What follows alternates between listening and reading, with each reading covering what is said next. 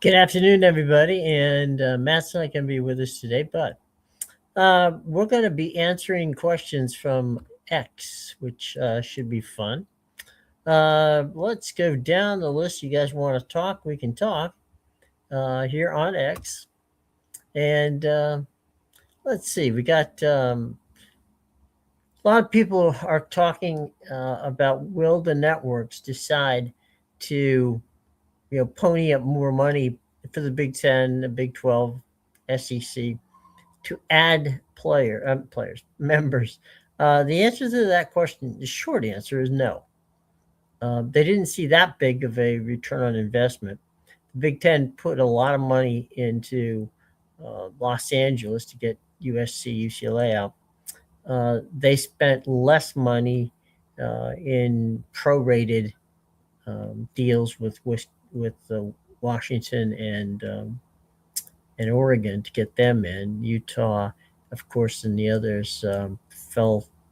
The four corner schools all went to the Big 12. So, as you can imagine, it is one of those things where things were interesting, but they were not. Um, they didn't move the needle. The return on investment wasn't what they thought it was. Now, I've written a lot of content having to do with basically wanting to keep things, stable and say, okay, let's just, the ACC, could they lose people? They could. Um, the Big Ten and the SEC will get top dollar regardless of whether they add or they don't. So, what's the incentive? Well, the incentive could be for the Big Ten, maybe they want to expand their footprint, which they already have nationally. Maybe they want to expand it a little bit, you know, maybe a team out west or two teams in the east, perhaps in North Carolina, which we've heard a lot about, perhaps Miami, which we've heard a lot about. The SEC, I don't think, is going to take Miami. I think they have the Gators. They could take FSU. I don't know if that's going to happen. See, a lot of these teams go out here for this whole deal, in large part because they want to have some sort of dialogue with, it's kind of like a political campaign. You want to be part of a group that doesn't necessarily want you as partners. Okay, that's like me saying I want to be a member of the Augusta National Golf Course, and I have the money to do it. They still have to decide whether they want me, and I think that's where the things are falling down here. Okay, it's not, am I worthy? There are a lot of teams that are worthy of being in both the SEC and the Big 10. If you look at it from that standpoint, it's a matter of, for the Big 10 and SEC standpoint, do we add people? Will they bring us the amount of money necessary to cover, the amount of money that we're going to get? So let's say it's $75 million in the Big 10.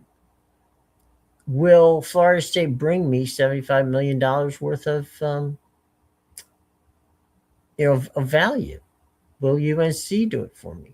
What's going to do it for me? That's why I don't think there's going to be any more than, and there may not be any, but I believe no more than two from each. Let's talk a bit about the Big 12, because we have a lot of Big 12 fans out there. The Big 12 fell into that situation last time. They onboarded 8 teams, um, and Fox and ESPN are not willing at this point in time, um, because there's so many things going, um, for so many years. They're going back, and it just doesn't make any sense. It's just one of those crazy things where, um, you want to be part of it, but you can't be a part of it just because it doesn't make sense for them. Um, you know, it's we all want what we want for our team, right? We all want to be part of something. Right now, um, I think that's the big problem. The big problem is we're part of something, which is there's nothing wrong with that. Being part of the ACC or the Big 12 or the SEC and Big 10, great. We really have two powers, which is the ACC, the SEC, and the Big 10. The ACC and the Big 12 are kind of languishing back there. It's kind of like Dale Earnhardt's line that if you're not first, you're and you finish second, you're first of last. And I think that's probably how things look. I don't see the Big 12 getting a contract that is substantially bigger than what they have right now. Um, because they're not going to pay, they mean the networks are not going to pay for P2, tier content. It makes no sense. So, you know, at the end of the day, I think what we're looking for is content that is can we keep the ACC together and make money? And I've written a thing. It's called ACC 2.0, and you can read it. It's online. It's on X. You'll have an opportunity to see how it works. But I think the key here is, um, in the Big 12 and all that goes into it. I just don't see where that's going to be, uh, a big winner. So, you know, I'm talking about mashing up in other words, the Big 12 rating the ACC. Are they going to get any more money for it? Likely no, not much. They're not going to get $75 million for it.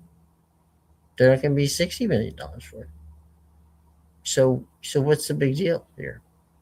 So I think that's it. All right, here's the Cal Bears are asking a question.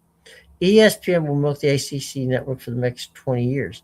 There's still 150 million of profit and control of the CFB for quite some time. ESPN also wants to keep Notre Dame out of the Big Ten and ABC ESPN a few times a year. The ACC have significant advantages. He is correct on that. If I were to predict, this is David Seymour, if I were to predict what the ACC might do to offset losses of Clemson or Florida State to the SEC or Big Ten, they likely strengthen their California, Stanford, West Coast pod with Oregon State and San Diego State, although they could go grab South Florida and Tulane as well. I believe those things, David, are probably very good possibilities. I think that's, I think that it makes sense. It totally makes sense. And, you know, as I said, making sense on it in this particular deal is, I think, important. I think it's, you got to backfill. So where would the Big 12 be today if they didn't have? I mean, remember they added before anything else. They added Houston, they added Central Florida, they added Cincinnati, and then they added BYU quickly. Then, as we said, they fell into the mess that is the Pac-12 and ended up with 4 schools out of it. So, what do you do, right? Where do you go from here? And I think that poaching the Big 12 poaching the ACC doesn't make a whole lot of sense. It just doesn't to me. I think the whole thing boils down to what is going on. Um, it's just going to be crazy. Um, you know, I don't know what's going to happen here from that standpoint. I think that I don't see enough cases made for me to believe that things are going to change much, uh, you know, in the coming months, that from the TV side, because there's so much money being asked for by Major League Baseball, from the NFL, from content which they have. They're losing market share from a standpoint. They're not getting any more money, um, from that standpoint, because cable's down and everything else is not doing well at this juncture. So we'll see. We will definitely see. Um, Shout out to Linda Cohn. Linda, great lady. She now has become the longest tenured ESPN um, Sports Center anchor. She's going to retire at the end of the month, and she's really been, really one of the best anchors with ESPN. She's done an outstanding job um, over the years as a reporter, and she really was one of the pioneers of women on ESPN. And so, kudos to Linda. She spent 30 years with ESPN, and that's a fantastic run for anybody, let alone, um, when you think about all the different ESPN people have been there, Chris Berman, Bob Lee, um, that entire group. You got to wonder if indeed this is something that is going to be, if anybody's going to come close to that. She might have the Cal Ripken, um, situation with regard to anchoring ESPN programming. So Sports Center will honor her on the 26th, which is Friday, with her final Sports Center appearance. And she's anchored more Sports Centers than anyone in history. So kudos to Linda. She's a lovely person and a wonderful broadcaster. And besides that, she's just a really cool, really cool woman. So good on Linda. Wish her all the best. And her retiring from ESPN will come basically in 4 days. So this Friday, Linda Cohn will retire from ESPN, and she'll do it on Sports Center. Hope she gets a good audience, because she certainly deserves it. A lot of flowers, I'm sure, will be sent in that direction for her. She deserves every last bit of it. Okay, let's go back to X. What do we got here?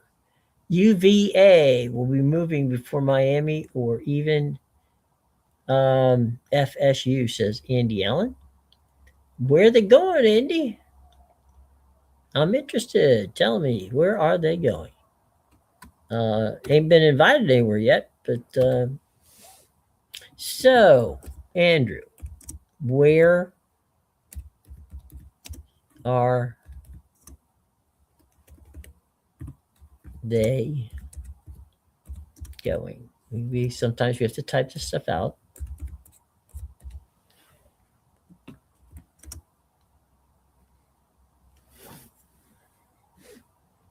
Interested in finding out. So, Andy, if you think you know, then I'm not going to argue with you about it. But if you think you know, I'd like to know. So there you go. All right, so let me just go over this story I wrote, and that is, this installment of my series on the ACC stability demonstrates how a conference can withstand the future poaching and rebuilding around its strongest long-term assets: academics, research power, and national media reach. Now, the path forward is clear. Bring on ambitious new members with strong growth potential, like growth stocks, if you will, to complement the already powerful existing members. These new members would forego a share of the current ESPN ACC payouts to be compensated in the next media deal, which basically would mean 6 years. This approach will ensure the present conference members gain a strategic war chest from departing schools, strengthening their payout base. It will also prevent ESPN from slashing the existing payouts, dramatically. With this approach in mind, it's essential to clarify the overreaching intent beyond these suggestions. And let's go through them, okay? The goal is to provide a clear and bold option, never to diminish any conference. The ACC 2.0, which I've put out there, as a reimagined national league spanning 4 time zones, defined by elite universities with global reputations and formidable athletic traditions. Let's start with the Western expansion. I'm saying Cal and Stanford should be joined by Washington State, Oregon State, San Diego State, UNLV, Colorado State, and Utah State from the Western pillar of the Western pillar of the ACC 2.0. These universities bring major research portfolios, technology partnerships, and established fan bases. Their presence extends the league into the Pacific and mountain regions, creating a true coast-to-coast footprint that blends institutional prestige with broad media reach. Now, Colorado State and Utah State strengthen the Mountain West cluster. Both are large public research universities with R1 classification, strong enrollment, and growing national visibility. Their inclusion creates a compact West pod that reduces travel, supports Olympic sports, and stabilizes the league's Western identity. Let's move to the Central and Southern strength. Well, that's where Rice, Tulane, and South Florida deepen the ACC's academic profile while connecting the league to a major Southern and Gulf Coast markets. Their mix of innovation, community engagement, and competitive athletics strengthens the conference's cultural and geographic diversity in the South. Together, they form a stable, strategic, valuable central core to the league. Let's take a look at the Mid Atlantic and East Coast. Duke, Georgia Tech, Boston College, Pitt, NC State, Syracuse, UConn, Louisville, Virginia, and Virginia Tech provide the intellectual and historical backbone of the ACC, and in this case, the ACC 2.0. These institutions pair academic excellence with athletic success, and they maintain a deep alumni network in major media markets. Their presence ensures continuity as the conference evolves on a national alliance. Now, ACC 2.0 per capita dream for advertisers targeting high earners. And here's where things get really interesting. The ACC 2.0 creates a national advertisers map built around elite academic institutions and high income alumni populations. The league's mix of schools concentrates on per capita wealth, earning power, and buying strength at levels rarely seen in college athletics. The per capita wealth powerhouses, Stanford, ranks among the nation's leaders in the ultra wealthy alumni, trailing only Harvard. Duke has more than 20,000 alumni in the top 1% of earners. Rice sits at 16.7% of alumni in the top 1% of elite concentrations. Boston College, Tulane, Georgia Tech, and South Florida all cluster above 20% on per capita metrics. On selective admission income measures, the ACC 2.0 would likely rank second only to the Ivy League and first among the Power Four conferences. The Southern and Gulf Coast strength. Rice and Tulane anchor a powerful Southern core. Rice connects the league to Houston, one of the fastest growing and highest income metros in the country. Tulane links the ACC to New Orleans, a major Gulf Coast hub and strong tourism and corporate presence. South Florida ties the league to the Tampa Bay area with a global gateway and high disposable income for international business ties. Eastern and Northwestern core. That's where Duke anchors the Research Triangle, one of the nation's highest educated regions. Georgia Tech connects the league to Atlanta's booming tech and corporate sectors. Boston taps into one of the wealthiest metros in the country. Pitt, NC State, Syracuse, Louisville, Virginia Tech, and UConn extend the ACC's reach into Pittsburgh, Raleigh, North New York, Washington, and the Hartford-Boston corridor. Why is this an advertiser's dream? Well, pretty simple.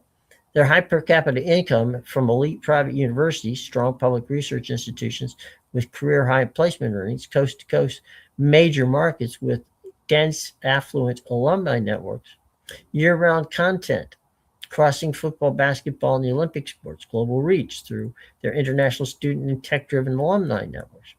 For advertisers, this creates a conference with a strong conversion potential, regional buying power, and access to educated high income consumers. High per capita income from these elite private universities and strong public research institutions with high career placement earnings provide a foundational advantage.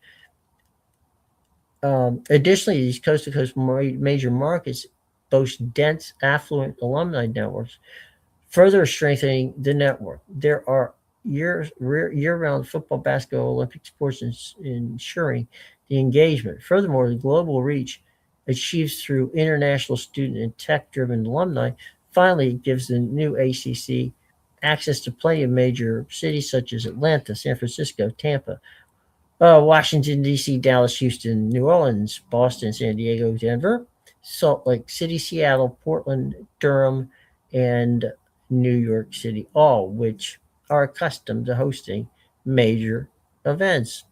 Academic powerhouses, we already talked that they would have 10 AAU universities and deep R1 research base. ACC would rank second only to the Big Ten in academic strength. It would surpass both the SEC and Big 12 in institutional profile. This East Coast to West Coast alliance positions the ACC as a model for the future where academics and athletics reinforce each other. Media value beyond football. The ACC spans every time zone and reaches nearly every media market, including, as we said before, New York, Boston, Washington, Atlanta, Dallas, Houston, New York, San Francisco, Los Angeles, Seattle, Denver, and San Diego. For broadcasts and streamers, the footprint delivers year-round programming, access to high-income alumni bases, and aligns directly with the priorities of ESPN, Amazon, Apple, DAZN, and other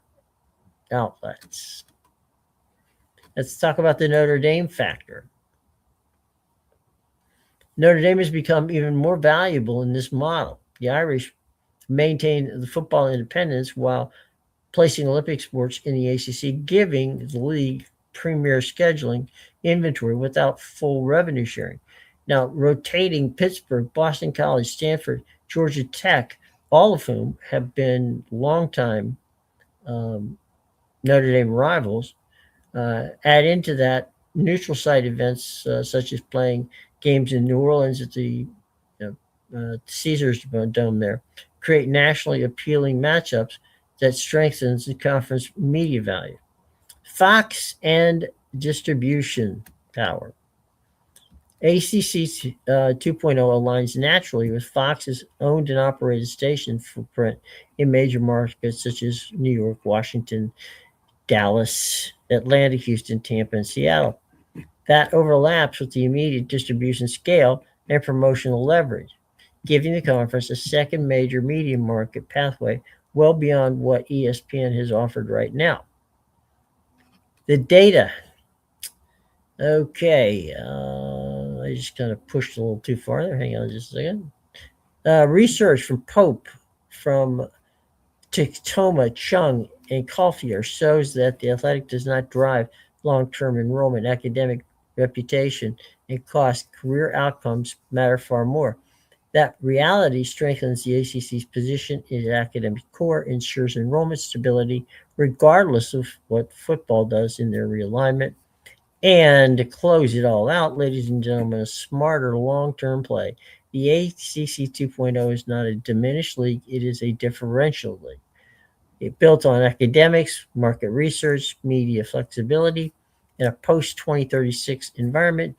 They shaped by streamers and national scheduling windows that the combination may prove more valuable than competing in a football-only arms race. So that's my post today. on what's going on with the old ACC 2.0. And David Moore brings us another question. If I were to predict the ACC might do, he says he thinks that they should make that move. Let's take a look here real quick. We got a few. UNLV is broke and a trash program. Have fun in the Mountain West, buddy. Enjoy your L in week one. Now, little trash talking going on here. Okay. Cal Bear says we should add ASU, Utah, BYU, Arizona if the Big 12 deal is disappointing, as I predict it will be. If the Big 12 gets a decent deal, no schools want to leave. The ACC can stay at 16 or maybe add San Diego State, UConn to get to 18. Okay, nice suggestion there, Cal Bear. What we got from University of Houston fan? It was a great choice on their part. I have no idea what you're talking about, buddy. Oh, I assume you're talking about Houston. Clemson has a $150 million buyout. Well, they might not. Clemson's best shot if they live the P2 to remove membership within the NCAA and play that card to try to avoid the buyout. That's kind of going a long way around it. Memphis isn't going anywhere. This is from UNLV Rebel Girl. That's a joke. They offered to pay their way into the Big 12 and they didn't get in. So there are better programs like UNLV. Alrighty. Cal Bear says he likes this situation. Let's see what he's got. Come on, Cal Bear. There you go. What do you got? Let's say UNC and Clemson go to the SEC, FSU, Miami to the Big. ACC waits on Big 12 schools with 16. Notre Dame, there, of course, is only Notre Dame is only there as a football-only playing school. I'm sorry, an only Olympic school. They stay independent in sports, football. SMU, Louisville, Pitt, Cal, Stanford, Georgia Tech, Duke, Virginia, Virginia Tech, NC State, Wake Forest, Syracuse, Boston College, USF, and Tulane would be his list of teams. You know, that's not a bad mix. We still aren't going out west, which I think we do. People don't want to see Virginia, North Carolina's huge TV markets are using outdated mindset because they don't have many huge cities. But the Hampton Roads region of Virginia would be the fourth largest city in the USA if it wasn't because it was split amongst, 4 different municipalities. Okay, well, that's like saying my Aunt Martha would be my Uncle Fred if she had a mustache. I don't want to tell you on that one. Virginia, Carolina. Virginia's market is really DC, so I think it'd be foolish to say that they're not. So there's that. Carolina's market is Charlotte. It's true. I mean, look, the Hampton Roads has always been, some place that people have talked about going for a long time. Rudy, what do you got for me, buddy? Rudy says the power to control the CFP and NBC wants Notre Dame in the Big Ten. They don't want NBC in the Big Ten. The ACC will lose at least 3 of their top 6 brands. Rudy, as much as I love you, buddy, they do not want to have the Big Ten in Notre Dame does not want to be in the Big Ten, and NBC doesn't want them there. So there's no indication that Notre Dame is going to the Big Ten. It never has been. Everybody wants them there. That's in the Big Ten. Is Notre Dame going to go there? No. They really have no incentive to go. Pete Bevacqua is there. Is their athletic director. I don't think Pete Bevacqua, who's the former president of NBC, is that interested. It just doesn't make sense.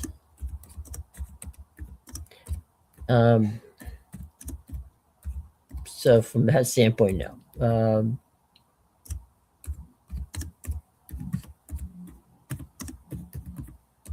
Because they're gonna. I mean, at the end of the day, NBC will match whatever it is. Their independence is more valuable, than that, than the brand. NBC and Notre Dame built a new specific field to protect independence, not transition.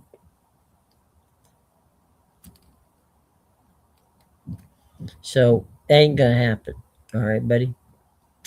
Much as I think you would like it to, it ain't going to happen. Um,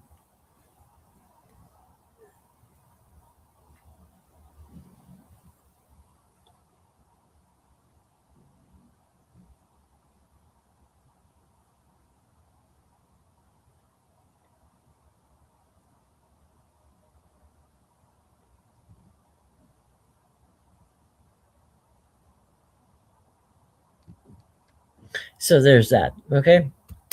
Let's go back here. What do we got here? Big 12 and ACC after P2 expansion will be G8 streaming. Okay. ACC network, and that's all you said was ACC network. No idea.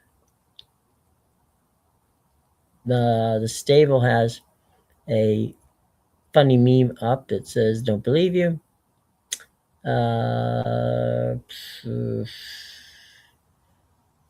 No. All right. So there you go, boys and girls. We got a bunch of the questions we got answered. Teams won't move until they see the SEC contract. Well, that's not until 2034. So the SEC won't expand with optics appearing to dilute the brand. I'm not arguing your overall strategy of adding academic schools to strengthen the core value of the conference. Not until 4 teams lose, it's premature. So there you go. So Terry, I looked question your institutions. This is a situation where he asked me about whether or not AAU institutions could, conduct research without having a football team. Well, the University of Chicago was a founding member of the Big Ten. They remain a member of the Big Ten, and they haven't played football since the 1930s. So there's that. And then Johns Hopkins is an affiliate member of the Big Ten, playing only in men's and women's lacrosse, and they are also part of the Big Ten from that part. So don't. So there you go. That ain't nothing to worry about there. All right, boys and girls, that's been fun. Hope you had an enjoyable time, much as I have, and we will see you soon, and we'll talk some more and take some more comments. So there you go. Have a nice day. Be well, and follow me on X if you have questions. You know me; I'm always there to answer. Take care. See you tomorrow.